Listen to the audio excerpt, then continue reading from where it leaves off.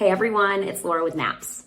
Today I want to talk to you about a very common anxiety that comes up for people who are having their first babies. That is tears and episiotomies during the labor and delivery process. Now, tearing is incredibly common, especially if this is your first vaginal delivery. It happens in about 50 to 80% of deliveries. Most tears are small and heal beautifully with really good aftercare. An episiotomy, on the other hand, is when your provider will discuss with you the option of making a small cut in your perineum in order to get the baby to be born faster.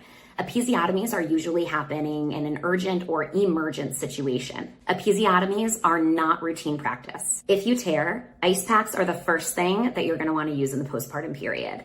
Apply an ice pack to your perineum every time you change your pad, especially in the first 24 hours. That's going to help reduce the swelling in your perineal area. The next is sitz baths. These are going to help bring some nice warmth and blood flow to the perineal area, expediting your healing process. You're also going to want to use a peri bottle filled with warm water. Use this especially when you pee, and especially if you have stitches. This is going to help reduce the stinging that you might feel during that process. Rest and slow, gentle movement are also incredibly important in the postpartum period to help any sort of tear or episiotomy that you had heal a little bit faster. So while tearing is very common during vaginal delivery, with the correct postpartum care, you're going to be healed in no time.